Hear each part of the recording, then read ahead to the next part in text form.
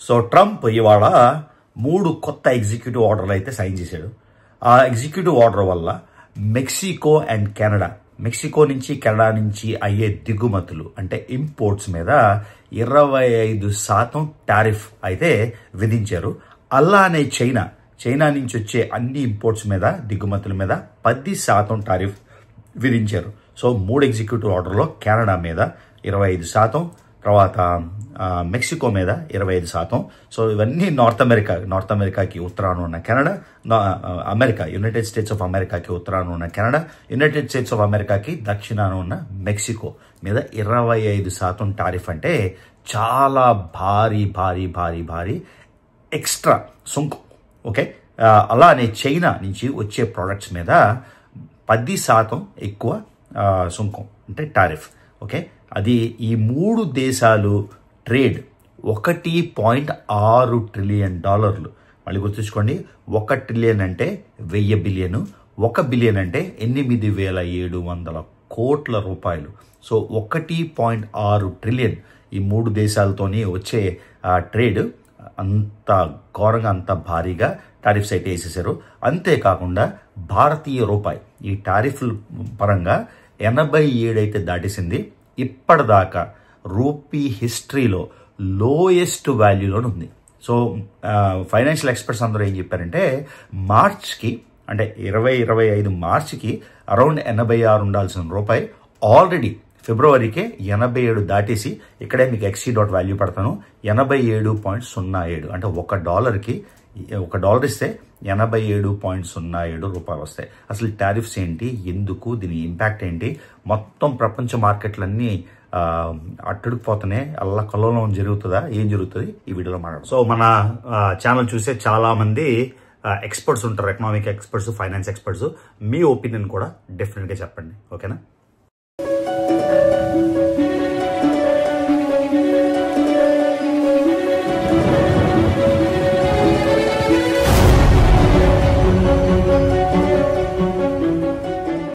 So only Mexico, Canada, China కాకుండా European union మీద కూడా టారిఫ్స్ విధిస్తానని ట్రంప్ ఆల్రెడీ స్టేట్మెంట్ ఇచ్చాడు. సో ఎవరిని వదలట్లేదు, అందరి మీద టారిఫ్లు విధిస్తానని. దీని ఇంపాక్ట్ మార్కెట్ గజగజ ఉండిపోతుంది. ఆల్రెడీ డవ్ ఫ్యూచర్స్ ఇంకా మార్కెట్ అమెరికాలో స్టార్ట్ అవ్వలేదు, ఇంకా కొన్ని గంటల్లో స్టార్ట్ అవుతుంది. ఆల్రెడీ అది 572 పాయింట్లలో చూపిస్తుంది, అంటే 1.3% లో ఉంది. అలానే S&P ఫ్యూచర్స్ కూడా 1.7% లోలు ఉన్నాయి. అలానే నాస్డాక్ ఫ్యూచర్స్ కరెక్ట్గా ఎప్పుడే చూస్తున్నా, నాస్డాక్ ఫ్యూచర్స్ కూడా 1.7% లోగా చూపిస్తుంది. అదే కాకుండా major European markets Germany DAX benchmark అయితే ఆల్మోస్ట్ 2% పడిపోయింది. తర్వాత బిట్కాయిన్ రేట్స్ వస్తున్నాయి, ఇక్కడ 95,000 లెవెల్కి పడిపోయింది. ఎక్కడ 102,000 నుంచి బిట్కాయిన్ 95,000 పడిపోయింది. తర్వాత యుఎస్ డాలర్ ఇండెక్స్ అంటే US dollar against major currencies 1% పైకి పెరిగింది. సో యుఎస్ డాలర్ అంటే టారిఫ్లు అవి పెరుగుతున్నప్పుడు యుఎస్ డాలర్ బాగా స్ట్రెంగ్తన్ అయిపోతుంది కాబట్టి చాలా మంది రిజర్వ్ కరెన్సీ లాగా అమెరికన్ డాలర్ ఉంచుకుంటారు. అలానే ఆయిల్ కూడా విపరీతంగా పెరిగిపోయింది. సో దీని లాంగ్ టర్మ్ ఇంపాక్ట్ ఏంటి, మార్కెట్లన్నీ గజగజ వణికిపోతున్నాయి. ఈ ట్రేడ్ వార్ మీకు ఆల్రెడీ చెప్పాను, $1.6 ట్రిలియన్ అంటే ఎన్ని లక్షల కోట్లు దీనికి ఇంపాక్ట్ అవుతుంది. దీని మొత్తం ఎలా జరుగుతుంది, ఏం జరగబోతుంది అన్నది ఒక చాలా టెన్స్ సిచ్యువేషన్ అయితే ఉంది.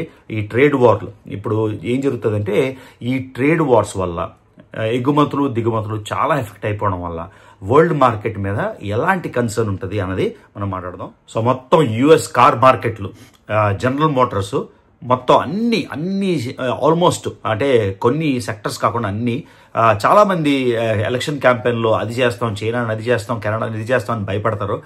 కానీ ట్రంప్ మాత్రం ఆయన చెప్పిందన్నీ మొత్తానికి అది కరెక్టా కాదా, తప్ప ఒప్ప, మంచిగా చెడా కాకుండా ఆయన క్యాంపెయిన్లో చెప్పినవన్నీ ఒకటి తర్వాత ఒకటి ఇంప్లిమెంట్ చేసేస్తున్నాడు. సో కెనడా కూడా రిటాలియేటరీ, వాళ్ళు కూడా యుఎస్ ఎక్స్పోర్ట్స్ మీద అంటే కెనడాకి ఇంపోర్ట్స్ మీద వాళ్ళు కూడా టారిఫ్లు వేశారు. సో మెక్సికో కూడా సిమిలర్ టారిఫ్లు అయితే విధిస్తానని చెప్పింది. చైనా ఏమో ట్రేడ్ ఆర్గనైజేషన్కి కంప్లైంట్ పెట్టుకుంది ఇలా టారిఫ్స్ ఎలా విధిస్తారని. కానీ ట్రంప్ది మై వే ఆర్ హైవే మీకు తెలిసిందే కదా. సో ట్రంప్ అయితే మాత్రం ఆచరణలోకి ఆయన చెప్పిన ప్రతి ఎలక్షన్లో చెప్పిన ప్రతిదీ, ఎలక్షన్ క్యాంపెయిన్లో చెప్పిన ప్రతిదీ అయితే ఆచరణ చేస్తున్నాడు. ఈ టారిఫ్స్ 25%, 10% తర్వాత యూరోపియన్ యూనియన్ మీద వేస్తాడు కాబట్టి విపరీతమైన ఇంపాక్ట్ ఉంటుంది. తర్వాత ఇండియా మీద ఏం టారిఫ్స్ అని మీరు లేటెస్ట్ ఇండియా బడ్జెట్ చూస్తే ఇది ట్రంప్ ని కెజోల్ చేయడానికి లేకపోతే ప్లెకేట్ చేయడానికి అని అనుకోవచ్చు. వాళ్ళు అమెరికా నుంచి వచ్చే లగ్జరీ ప్రోడక్ట్స్ మీద టారిఫ్స్ తగ్గించారు. ఇండియాకు కూడా విపరీతమైన టారిఫ్ ఉంటుంది. ఫర్ ఎగ్జాంపుల్ ఇక్కడి నుంచి టెస్లా కార్ కొనాలన్నా, హార్లీ డేవిడ్సన్ కొనాలన్నా, అంటే అమెరికన్ ప్రోడక్ట్స్ ఏం కొనాలన్నా, BMW జర్మన్ కారు, మళ్ళీ నా కామెంట్లు పెట్టికండి. సో అమెరికన్ ప్రోడక్ట్స్ ఏమైనా లేకపోతే యాపిల్ ఫోన్స్ కొనాలన్నా వీటన్నిటి మీద భారీ టారిఫ్, అంటే అమెరికా నుంచి ఎగుమతులు, ఇండియా నుంచి వచ్చిన దిగుమతుల మీద విపరీతమైన టారిఫ్ ఉంటుంది. కాబట్టి ఇలాంటి లగ్జరీ ప్రొడక్ట్స్ అన్ని, అమెరికన్ ప్రొడక్ట్స్ అన్ని చాలా ఖరీదు. ఇక్కడ అమెరికాలో కొనేదానికన్నా ఇండియాలో కొంచెం ఎక్కువ ఉంటుంది. ఆ టారిఫ్స్ అయితే తగ్గించింది గవర్నమెంట్ మన బడ్జెట్లో. అది ట్రంప్ ఇంకా పెట్టబోతాడనో దాన్ని ప్లెకేట్ చేయడానిక లేకపోతే ఇంకేదో ఐడియాలజీతో నాకు తెలియదు. కానీ మొత్తానికి ఇండియన్ గవర్నమెంట్ అయితే హార్లీ డేవిడ్సన్ మీద, ఒకవేళ టెస్లా వస్తే టెస్లా మీద, యాపిల్ ప్రొడక్ట్స్ మీద చాలా తగ్గించారు టారిఫ్లు. ఇది ఎక్స్పెక్ట్ చేస్తూ ఇండియా మీద పడతాడో లేదో అనో. సో ప్రస్తుతానికైతే ఇండియన్ టారిఫ్స్ మీద ఏమీ డెసిషన్ తీసుకోలేదు. కానీ ట్రంప్ ఆయన అనుకున్నది అయితే చేయడం తప్పడు కాబట్టి అది ఎలాగ ఎఫెక్ట్ అవుతుందో అది కూడా మనం వేచి చూడాలి. సో ట్రంప్ చేసిన ఈ టారిఫ్స్ వలన ప్రొటెక్షనిస్ట్ గవర్నమెంట్ అయితే అయిపోయింది. ప్రొటెక్షనిజం అంటే బయట నుంచి వచ్చే టారిఫ్లు ఎక్కువ ఉన్నాయి కాబట్టి, బయట నుంచి వచ్చే ప్రోడక్ట్లకి ఎక్కువ టారిఫ్లు ఉన్నాయి కాబట్టి అమెరికన్స్ అంటే సిమిలర్ ఆర్టికల్ ఏదైనా ఉంటే అమెరికన్ ప్రోడక్ట్ కొన్న మొదలెడతారు. దానివల్ల మొత్తం ట్రేడ్ వార్స్, మొత్తం ప్రపంచం అంతా ట్రేడ్ వార్స్. తర్వాత భారతీయ రూపాయి మనం చూసాం 87.13 ఉంది. నేను 87.07 అని చెప్పాను. ఈలోగా XE.com ఓపెన్ చేసరికి ఇంకో 7 పైసలు పడిపోయింది. సో ఆల్మోస్ట్ 0.5%, 0.05% అయితే క్రాష్ అయిపోయింది. అలానే చైనా RMB అంటారు, YUAN RMB అని పిలుస్తారు, రెమ్నింబి అని. సో RMB కూడా క్రాష్ అయిపోయింది. యూజువల్గా ఏమవుతుందంటే మన కరెన్సీ తగ్గిపోతే ఎక్స్పోర్ట్ అంటే దిగుమతులకి అడ్వాంటేజ్ ఉంటుంది. కానీ ఇండియా పరిస్థితిలో ఆ అడ్వాంటేజ్ కూడా ఉండదు. ఎందుకంటే ప్రొటెక్షనిస్ట్ గవర్నమెంట్ అయిపోతుంది కాబట్టి మనకి ఎక్స్పోర్ట్ పరంగా కూడా ఉండదు. యూజువల్గా చైనా ఏం చేస్తుందంటే వాళ్ళ కరెన్సీని కావాలనే తక్కువ ఉంచుతుంది. ఎందుకంటే చైనా ఎక్స్పోర్ట్ డ్రివెన్ మార్కెట్, ఎక్కువ వాళ్ళు చేసుకునే దిగుమతుల కన్నా ఎగుమతులు ఎక్కువ ఉంటాయి కాబట్టి చైనాకి అది అడ్వాంటేజ్ అయినా కూడా ఇండియాకి అన్ని విధాలా కూడా ప్రస్తుతానికైతే బ్యాడ్గానే కనిపిస్తుంది. దీనివల్ల ఏమవుతుందంటే ఎక్సోడస్, ఎప్పుడైతే టారిఫ్స్ పెరిగాయో న్యాచురల్గా అమెరికాలోని కన్జ్యూమర్ ప్రైసెస్ పెరుగుతాయి. ఎందుకంటే ఇంతకుముందు మెక్సికో నుంచి ఒక ఎగ్జాంపుల్కి ₹1 వచ్చేది ఇప్పుడు టారిఫ్ వల్ల ₹1 అవుతుంది. ₹1 అయినప్పుడు దాని మీద మార్కెట్ మీద దాని ఎఫెక్ట్ ఉంటుంది. కాబట్టి అమెరికాలో కూడా ప్రోడక్ట్స్ అన్నీ కొంచెం కాస్ట్లీ అవుతాయి. సో ఆయన ఆల్రెడీ చెప్పాడు అమెరికన్ పబ్లిక్కి ఈ టారిఫ్ వల్ల లాంగ్ టర్మ్ బెనిఫిట్స్ ఉంటాయి అమెరికాకి, షార్ట్ టర్మ్ ఏంటంటే మీరందరూ కూడా భరించాల్సిందే అని కూడా క్లియర్గా చెప్పేశాడు. సో దీనివల్ల ఏమవుతుందంటే ఇన్ఫ్లేషన్ పెరుగుతుంది. ఇన్ఫ్లేషన్ పెరిగినప్పుడు ఏం చేస్తారు, ఇన్ఫ్లేషన్ పెరిగితే డబ్బులు ఎక్కువ ఉంటాయి కాబట్టి మనీ కంట్రోల్ చేస్తుంది. మనీ కంట్రోల్ చేయడం వల్ల ఏమవుతుంది, ఇంట్రెస్ట్ రేట్లు పెంచుతారు. ఇవన్నీ ఒకదానికి లింక్. ఇంట్రెస్ట్ రేట్లు పెంచడం వల్ల ఏమవుతుంది, అప్పుడు US bonds and treasuries value పెరుగుతుంది. కాబట్టి స్టాక్ మార్కెట్లో పెట్టుకోవడం కన్నా ఓవరాల్గా, for example bond value example చెప్తున్నా, కరెక్ట్ బాండ్ వాల్యూ నాకు తెలియదు, ఒక 3% ఉంది అనుకున్నాం. ఈ ఇన్ఫ్లేషన్ వలన, మనీ కంట్రోల్ చేయడం వల్ల ఫెడరల్ రిజర్వ్ దానివల్ల బాండ్ రేట్ 3% నుంచి 5% అవుతుంది. ఎప్పుడైతే 5% అయిందో గవర్నమెంట్ బాండ్, గవర్నమెంట్ ట్రెజరీ, న్యాచురల్గా చాలామంది ఏం చేస్తారంటే స్టాక్ మార్కెట్లోని మనం గ్యాంబుల్ చేయడం కన్నా, స్టాక్ మార్కెట్లోని పడడం కన్నా అవన్నీ బాండ్స్ అండ్ ట్రెజరీస్ కొంటారు. అప్పుడు బాండ్స్ అండ్ ట్రెజరీస్లోని వాల్యూ పెరుగుతుంది, తర్వాత ఇన్వెస్ట్మెంట్ పెరుగుతుంది. దీనివల్ల ఏమవుతుందంటే ఫర్ ఎగ్జాంపుల్ ఇండియా లాంటి స్టాక్ మార్కెట్లోని అందరూ ఎక్సోడస్ అవుతుంది, ఎగ్జిట్ అయ్యి ఇలాగ అమెరికన్ బాండ్స్, అమెరికన్ ట్రెజరీస్ కొనుక్కుంటారు. ఎందుకంటే అమెరికన్ డాలర్ బాగా స్ట్రెంథన్ అయింది కాబట్టి.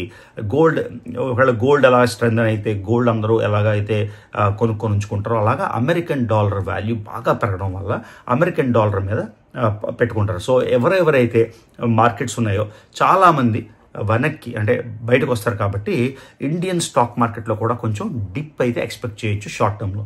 లాంగ్ టర్మ్లో ఎలా ఉంటుందంటే పాలసీ రోజు మారుతుంది కాబట్టి చెప్పలేం. మళ్ళీ ప్రస్తుతానికైతే ఇండియన్ గవర్నమెంట్ మీద, ఇండియన్ ప్రొడక్ట్స్ మీద టారిఫ్ అయితే విధించలేదు. కానీ ఒకటి అయింది, 2 అయింది, 3 అయింది, కెనడా అయింది, మెక్సికో అయింది, చైనా అయింది, నెక్స్ట్ యూరోపియన్ యూనియన్, యూరో అని కూడా, యూరోప్ ప్రొడక్ట్స్ కూడా అని చెప్పారు కాబట్టి నెక్స్ట్ ఇండియా కూడా డెఫినెట్గా ఎఫెక్ట్ అవుతుంది.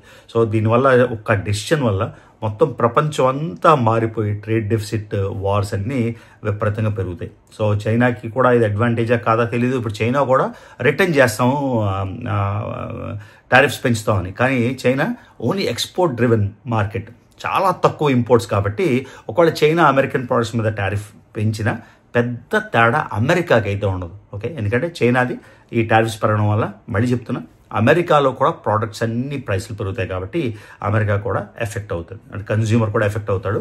కాకపోతే ఎంత ఎఫెక్ట్ అవుతాడు, ఎంత కంట్రోల్ ఉంటుంది, ఆ ఎఫెక్ట్ అయినందుకు ఆయన ఏదైనా ట్యాక్స్ బెనిఫిట్స్ ఇస్తే అక్కడికి బ్యాలెన్స్ అయిపోతుంది. కాకపోతే ఇండియా రూపాయి మాత్రం, నేను ఏదో జోక్గా ఇంతకుముందు అనేవాడిని 100 రూపాయలు అయిపోతుంది డాలర్కి, క్యాల్కులేషన్ ఈజీ అని.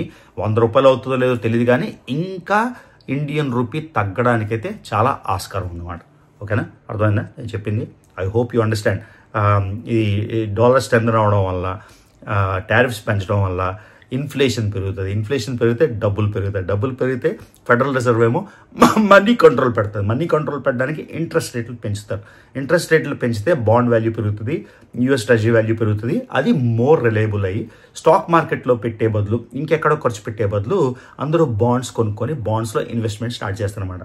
దీనివల్ల వేరే కంట్రీల స్టాక్ మార్కెట్ నుంచి యూఎస్కి డాలర్ స్ట్రెంథన్ అయిపోయింది కాబట్టి dollar is a better bet కాబట్టి డాలర్కి అందరూ స్విచ్ అవుతారు అన్నమాట. దీనివల్ల స్టాక్ మార్కెట్లో మళ్ళీ ఇందాక చెప్పినట్టు ఇమ్మీడియట్గా ఎఫెక్ట్ అయితే డెఫినెట్గా కనిపిస్తుంది. సో నేను ప్రతి వీడియోలోని చెప్తున్నట్టు ఆల్మోస్ట్ 50% మంది నా వీడియో సబ్స్క్రైబ్ చేసుకోకుండా చూస్తున్నారు. మీకు నా కంటెంట్ నచ్చకపోతే నో ప్రాబ్లం, మీరు నా వీడియోస్ చూడక్కర్లేదు. కానీ ఎవరైతే నా వీడియోస్ 1 కన్నా ఎక్కువ, 2 కన్నా ఎక్కువ చూస్తున్నారో డెఫినెట్గా సబ్స్క్రైబ్ చేసుకోండి.